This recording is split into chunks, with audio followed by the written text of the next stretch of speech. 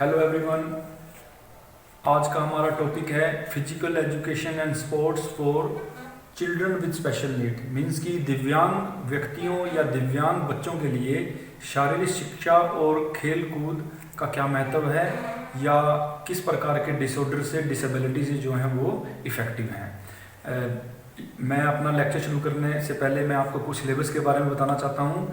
जैसे कि मैंने आपको बताया कि हमने सरस्वती पब्लिकेशन की जो है बुक जो है वो हमने आपको रिकमेंड की है, और सिलेबस में मैंने आपको हमेशा जो है लेक्चर शुरू होने से पहले मैं आपको सिलेबस जो है वो डालता हूँ और आप उस सिलेबस को देख सकते हैं। उसमें डिलीटेड सिलेबस भी है, मीन्स कि जो इस साल कुछ ऐसे टॉपिक हैं जो डिलीटेड है, जो आपने नहीं करने हैं।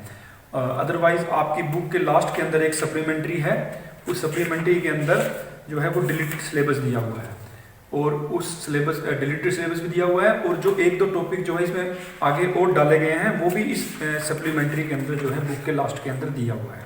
तो आप जो हैं वो अपनी बुक के अंदर भी देख सकते हैं, और मेरे हर वीडियो में मीन्स कि मेरे हर लेक्चर के अंदर जो है वो सिलेबस जो है मैं आपको वो भेजता हूँ। तो माय डियर स्टूडेंट्स, आज हम unit number 4 physical education and sports for the children with special need करेंगे, यानी कि दिव्यांग बच्चों को शारीरिक शिक्षा और खेल जो है कैसे प्रोवाइड करवाना है। और इस यूनिट के अंदर हम इस बात का डिस्कशन करेंगे कि कितने प्रकार के डिसऑर्डर्स होते हैं और कितनी प्रकार की डिसेबिलिटीज़ होती है, और उनके क्या कारण होते हैं, उनके क्या सिम्टम्स होते हैं, और डिसेबिलिटी एटिकेट्स क्या होती हैं, यानी कि जो डिसेबल स्टूडेंट्स होते हैं उनके साथ हमें कैसे बिहेव करना है। और हमने लास्ट में ये भी डिस्कशन करना है कि फिजिकल एजुकेशन की एक्टिविटी ऐसे बच्चों को कैसे प्रोवाइड करवाई जाए, कैसे एक स्ट्रेटजी बनाई जाए। तो ये सभी टॉपिक जो है हम डिस्कशन करेंगे। और माय डियर स्टूडेंट्स, आप जो हैं इस वीडियो को ही नोट्स बनाएं और आप इसको बार बार रिवाइज करते रहें। तो आज हम डिस्कस करते हैं physical education and sports for CWNS, means की चिल्ड्रन विद स्पेशल नीड।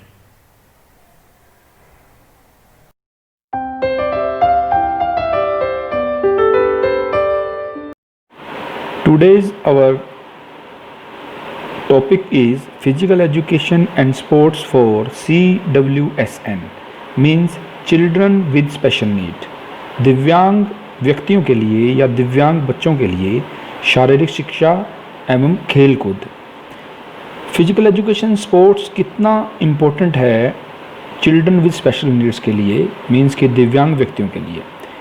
जैसे कि आप जानते हैं कि इस मॉडर्न वर्ल्ड में हर व्यक्ति चाहता है कि वो फिट रहे, फ्रोलिक लाइफस्टाइल को फॉलो करे, एंजॉयबल लाइफ जिए और स्वस्थ रहे। इसी प्रकार हर व्यक्ति का राइट है कि वो अपने आप को स्वस्थ रखे और एक खुशहाल जीवन का यापन करे।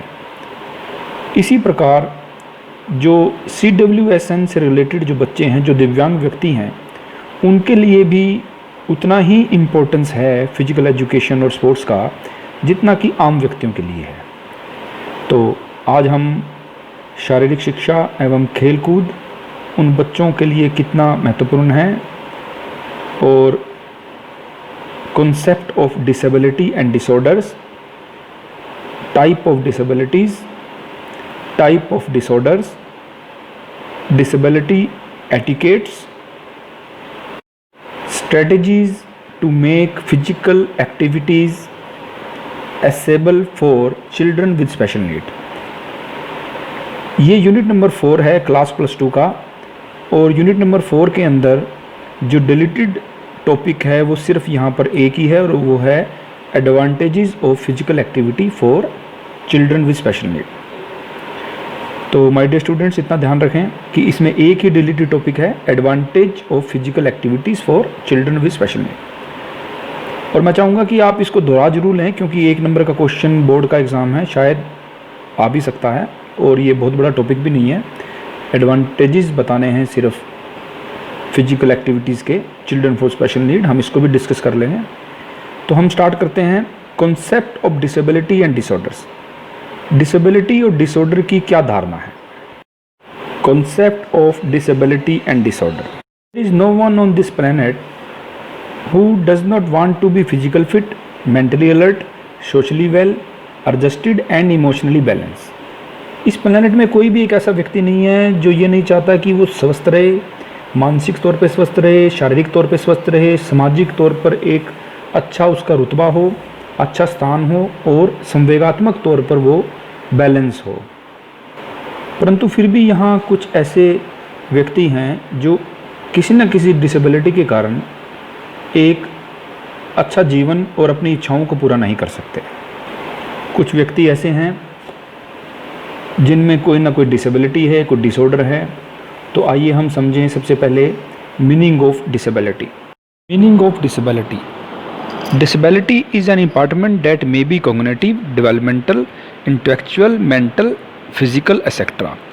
डिसेबिलिटी को हिंदी में बोलते हैं विकृति। मीन्स कि शरीर के अंदर, एक मानव के अंदर किसी प्रकार की कोई विकृति, डिसेबिलिटी, या तो वो कॉग्निटिव हो, मीन्स कि संज्ञात्मक हो, बात समझ आने में, समझ में प्रॉब्लम हो उसकी, कोई बात को अच्छी तरह वो समझ नहीं पा रहा है, या डेवलपमेंटल मैंने उसकी वृद्धि, विकास नहीं हो रहा है उसका, और इंटेलेक्चुअल मैंने बौद्धिक तौर से उसको जो है वो एक इंटेलिजेंसी में उसकी कमी है, और मेंटल मैंने मानसिक, और फिजिकल मैंने शारीरिक। इसका मतलब ये है कि शरीर के अंदर किसी प्रकार की भी विकृति जो होती है उसे हम डिसेबिलिटी बोलते हैं। Disability is an injury that restrict the functions और movements of an individual. Disability एक प्रकार की इंजरी है, एक प्रकार की ऐसी चोट है जो हमारे हर रोज़ के कार्यक्रमों को, हर रोज़ के कामों को, या हमारे शरीर की मूवमेंट्स को जो है रेस्ट्रिक्ट करती है, उसे रोकती है। It can be said that it is essentially A medical condition which does not permit an individual to perform any activity or movement in a normal way। हम ये कह सकते हैं कि कोई भी गतिविधि या कोई भी नॉर्मल वे में कोई भी काम करने में जो हमारा एक शरीर जो है, मेडिकली जो हमारी कंडीशन जो है वो ठीक नहीं है, उस काम करने में हमें रोकती है, बाधा उत्पन्न करती है, हर्डल्स उत्पन्न करती है, तो हम उसे डिसेबिलिटी बोलते हैं। वर्ल्ड हेल्थ ऑर्गेनाइजेशंस के according a disability is a restrictions or lack of ability to perform an activity in the manner or within the range considered normal for a human being। World health organization के according disability जो है, जो हमारे शरीर में वो कमी है, या हमारे शरीर में वो एक रुकावट है जो हमें हर रोज़ का काम करने के लिए या शरीर की मूवमेंट्स को सुचारू रूप से चलाने के लिए रोकती है। It means that it is an impairment that create obstructions in normal functions or movement of an individual. It limits and restricts the activity of a person. Meaning of disorder. Disorder मैंने विकार. Disorder is usually used for medical disability. Disorder is any alignment that disturb the health of an individual. Most probably disorder create hindrance in an individual's performance and reduce his efficiency. Disorder हम बोलते हैं एक मानसिक विकृति को। Means कि अगर कोई व्यक्ति मानसिक तौर से किसी भी बात को समझने में असमर्थ है, या आप ये मानें कि वो नॉर्मल वे में बिहेव नहीं कर रहा है, उसे लिखने पढ़ने में या उसे कोई भी काम करने में प्रॉब्लम है, उसका कंसंट्रेशन नहीं बन रहा है, तो उसे हम बोलते हैं डिसऑर्डर। और ये एक मेंटल डिसेबिलिटी से संबंधित है। इंडिविजुअल्स की जो परफॉर्मेंस है वो कम हो जाती है और उसकी एफिशिएंसी कम हो जाती है। In the beginning disorder seems to be ordinary but they usually grow और spread in a harmful manners in individual. शुरुआत में जो डिसऑर्डर है वो ऐसा लगता है जैसे साधारण है, जैसे बच्चा बिहेव करता है, अग्रेसिव बिहेव करता है, तो हमें लगता है कि ये उसका बचपना है, साधारण है। परंतु अगर इसका ट्रीटमेंट ना किया जाए या किसी कारणवश इसको ना देखा जाए तो वो आगे से आगे जाकर जो है वो हार्मफुल हो जाता है, फैल जाता है, और वो उसका बिहेव ही ऐसा हो जाता है बच्चे का कि वो किसी भी बात को समझने में कंसंट्रेशन नहीं दिखा रहा है, उसकी जो है एक सिटिंग नहीं हो रही है। Most probably a disorder can not be detected on time as a result of which a simple disorder is change into a disability. तो जैसे मैंने आपको बताया कि अगर डिसऑर्डर को सही तरीके से ट्रीट ना किया जाए, या उसे, क्योंकि शुरुआत में वो पहचाना नहीं जाता है, और अगर उसे नहीं पहचाना गया तो बाद में वो डिसऑर्डर जो है वो डिसेबिलिटीज़ के अंदर जो है चेंज होता है। और डिसेबिलिटीज़ मैंने जैसे आपको बताया कि डिसेबिलिटी नॉट ओनली कॉग्निटिव होती है, मीन्स कि वो नॉट ओनली जो है वो समझ बूझ से संबंधित है, बल्कि वो विकास से भी संबंधित है। उसमें बच्चे का विकास भी रुक जाता है, उसकी बौद्धिकता भी कम हो जाती है, और मेंटली और फिजिकली भी उसके ऊपर असर पड़ता है। तो डिसऑर्डर जो है वो मेंटल डिसेबिलिटी है, और अगर इस चीज़ को ना रोका जाए या इसका ट्रीटमेंट ना किया जाए तो वो डिसेबिलिटीज़ के अंदर जो है वो परिवर्तित हो जाता है। It can be said that a disorder disturb the normal functioning of an individual. Disorder can be defined as a blip in the usual functioning of a person. Blip in the usual functioning of the person means कि कोई भी जो शरीर का जो काम है, जो कार्यक्रम है, जो उसकी फंक्शनिंग है, वो डिसऑर्डर जो है वो रोक देता है। Type of disability. डिसेबिलिटी 3 प्रकार से जो है हम उसको मेज़र कर सकते हैं। जैसे कि number 1 cognitive disability. Cognitive disability means होता है कि कुछ इस प्रकार की ऑब्स्ट्रक्शंस, इस प्रकार की रुकावट इंडिविजुअल के लिए कि वो अपनी इंफॉर्मेशन को स्टोर नहीं कर पा रहा, प्रोसेस में नहीं ले पा रहा, उसको प्रोड्यूस नहीं कर पा रहा। This disability can affect individuals ability और capacity to read, compute, speak and write. So this type of disability can also be called invisible disability, जो अदृश्य डिसेबिलिटी होती है, because unlike other disabilities you may not be able to assess the condition by just looking at the individual. Generally cognitive disability को हम 3 प्रकार से देख सकते हैं। जैसे कि हम इसको देख सकते हैं मेमोरी डिसऑर्डर, यानी कि याददाश्त के अंदर जो है वो कमी हो गई है, कोई भी चीज़ याद नहीं रह रही है ज़्यादा टाइम तक। Number 2 hyper activity. Individual with cognitive disability may not have attention for a long period. किसी भी एक काम को ज़्यादा देर तक अटेंशन नहीं दे पा रहा है इंडिविजुअल, और एक स्थान पर भी वो टिक नहीं पा रहा है, और बार बार जो है उसकी कंसंट्रेशन जो है वो टूट रही है या कंसंट्रेट नहीं कर पा रहा अपने आप को, फ्रीक्वेंटली जो है वो अपनी कंसंट्रेशन को लॉस कर रहा है। इसी प्रकार कॉग्निटिव डिसेबिलिटी को हम डिसलेक्सिया के तौर पर भी जानते हैं। जैसे कि आपको पता है डिसलेक्सिया मीन्स राइटिंग, रीडिंग और स्पीकिंग के अंदर जो है वो डिफ़िकल्टी आना। तो ये एक बीमारी है, ये एक विकृति है। जैसे मैंने आपको बताया कि डिसेबिलिटी जो है वो कॉग्निटिव भी होती है, इंटेलेक्चुअल भी होती है और फिजिकल भी होती है। तो अगर हम कॉग्निटिव डिसेबिलिटी की बात करें तो उसमें डिसलेक्सिया, मेमोरी डिसऑर्डर और हाइपर एक्टिव। बच्चा बहुत ज़्यादा हाइपर एक्टिवनेस दिखाता है, अलर्टनेस जो है वो ज़रूर से ज़्यादा होती है, तो कंसंट्रेशन नहीं बन पाती उसकी। और मेमोरी डिसऑर्डर्स होते हैं और डिसलेक्सिया डिसऑर्डर्स होते हैं जिसमें वो राइटिंग, रीडिंग और स्पीकिंग नहीं कर पाता। और ये हम आसपास अपने बच्चों को इस प्रकार के डिसऑर्डर्स जो हैं आजकल हम देख सकते हैं, बिकॉज़ आज का जो युग है वो बहुत ही फास्ट युग है, और इसमें हमने ये देखा है कि बहुत से बच्चे जो हैं इस बीमारी का जो है वो शिकार हो चुके हैं। Intellectual disability. Intellectual disability is a disability characterized by significant limitation both in intellectual functioning and in adaptive behavior, which covers a range of everyday social and practical skill.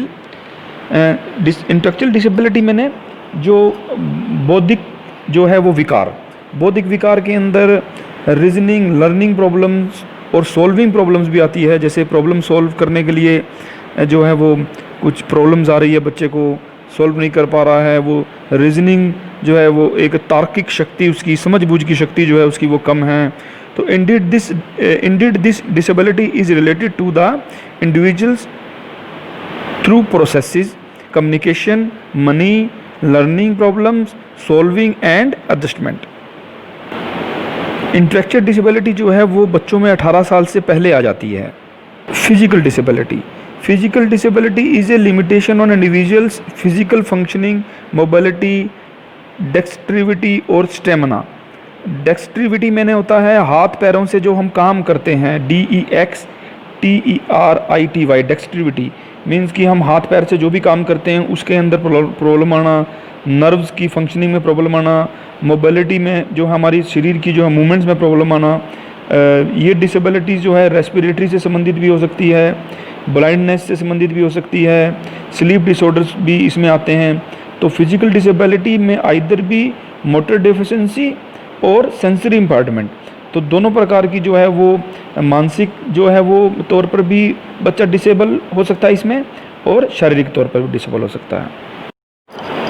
Causes of disability, कारण क्या क्या हैं disability के। देखिए जैसे मैंने आपको पहले बताया कि डिसेबिलिटी जो है वो डेवलपमेंटल भी हो सकती है, कॉग्निटिव भी हो सकती है, फिजिकल मेंटल भी हो सकती है, और इसके कारण भी जो है वो बहुत ज़्यादा कोई कारण होते हैं, इसके कोई एक कारण नहीं होता। जैसे कि जेनेटिक काउजेज हो सकता है, मीन्स कि ये एक वंशानुक्रम बीमारी भी हो सकती है कि पेरेंट्स के द्वारा बच्चों में लगना, और गरीबी यानी कि पॉवर्टी भी इसका एक उदाहरण है, क्योंकि जो गरीब बच्चे हैं, जो गरीब सोसाइटी है हमारी, उसमें खाना पीना और इन्फेक्शन, अच्छा इन्वायरमेंट ना होना, ये इन सब की वजह हो सकती है। और मेंटल हेल्थ प्रॉब्लम्स भी जो है इसकी एक इसका काउज है, इसका कारण है। एक्सीडेंट्स जो हैं वो इसका कारण हो सकता है कि कोई ब्रेन इंजरी हुई हो तो डिसेबिलिटी, ब्रेन डिसेबिलिटी जो है वो हो सकती है। इन्फेक्शन डिजीज़ जो है वो भी इसका कारण हो सकता है कि माता के अंदर यानी कि मदर के अंदर ये अगर प्रॉब्लम है तो वो बच्चे में जा सकती है। इन्फेक्शन डिजीज़ जो है वो एक न्यूबॉर्न बेबी के अंदर जा सकती है। बच्चे का इम्यूनिटी कमज़ोर है तो इस प्रकार की कोई भी इन्फेक्शन जो है बच्चे को लग सकती है। इसी प्रकार डिस्ट्रम इन द एंडोक्राइन ग्लैंड्स, जो हमारी ग्रंथियां हैं, उनमें प्रॉब्लम होने से भी जो है वो ये डिसेबिलिटी हो सकती है। माल न्यूट्रिशन मैंने कि कुपोषण के जो बच्चे शिकार हैं उनमें ये डिसेबिलिटी हो सकती है। जैसे कि विटामिन ए की कमी से ब्लाइंडनेस होती है, विटामिन B12 की कमी से जो है वो मेमोरी लॉस होती है, और आयोडीन की कमी से बच्चों के अंदर ग्रोथ जो है कम होती है। तो ये कुपोषण यानी कि माल न्यूट्रिशन भी इसका एक बहुत बड़ा कारण है। तो इस प्रकार इसके बहुत से कारण हैं। Lack of education, illness, nuclear accident, जैसे कि USA और यूक्रेन के अंदर 1979 और 1986 के अंदर जो एक पावर प्लांट के अंदर जो न्यूक्लियर ब्लास्ट हुआ, उसके कारण कई बच्चे जो हैं वो अंधे, बहरे, गूंगे जो हैं वो पैदा होने शुरू हुए। इसी प्रकार आप जानते हैं कि 1945 जापान के अंदर सेकंड वर्ल्ड वॉर के दौरान जो घटना घटी, उसके बाद वहाँ पर बच्चे जो हैं जो पैदा हो रहे हैं उनमें डाउन सिंड्रोम्स दिखाई दे रहे हैं। मीन्स कि उसके अंदर कुछ ऐसी कोग्निटिव डिसेबिलिटीज़ जो है वो नज़र आ रही है कि उनको समझने बूझने में, और कई प्रकार की ब्रेन इंजरी उनके अंदर हो रही है। तो इस प्रकार जो न्यूक्लियर एक्सीडेंट्स है ये भी इसका कारण है। वार्स भी इसका कारण है। जैसे कि जो ब्लास्ट होते हैं तो उसमें बच्चे जो हैं या लोग जो हैं वो डीफ एंड डम्ब हो जाते हैं, उनके जो लिम्स, जो बॉडी के पार्ट लॉस हो जाते हैं। तो वार भी इसका एक बहुत बड़ा कारण है। मेडिसिन एंड वैक्सीन भी इसका कारण है कि जैसे कि अगर वैक्सीन ठीक तरीके से ना लगाई जाए, वैक्सीन एक तरीका है बॉडी की बीमारी को दूर करने के लिए, एक मेडिकली एक ट्रीटमेंट है, बट अगर इसके अंदर इन्फेक्शन पैदा हो जाए या ये एक इन्फेक्ट वैक्सीन लगाई जाए तो जैसे आपको पता है HIV और एड्स जैसी बीमारियां जो हैं वो एक जो है वो इस प्रकार की इन्फेक्ट वैक्सीन के कारण होती है। इसी प्रकार कई प्रकार की जो है वो जो कारण हैं डिसेबिलिटी होने के, जैसे आप किसी डेंजरस वर्किंग एनवायरनमेंट में काम कर रहे हैं, कोई माइन में काम कर रहे हैं, आप कोई ऐसी फैक्ट्री में काम कर रहे हैं, एग्रीकल्चर फील्ड में ऐसे काम कर रहे हैं जहाँ पर जो है इस प्रकार की जो है वो प्रॉब्लम्स है कि आपको जो है वहाँ पर एक्सीडेंट्स आपके हो सकते हैं या इन्फेक्शन हो सकती है।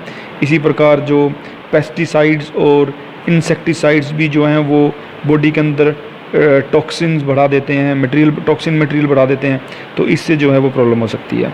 तो जो डिसेबिलिटी के कई कारण हैं, आप इनमें से कोई भी 5-6 जो कारण हैं वो आप याद कर लें उसको अच्छी तरह,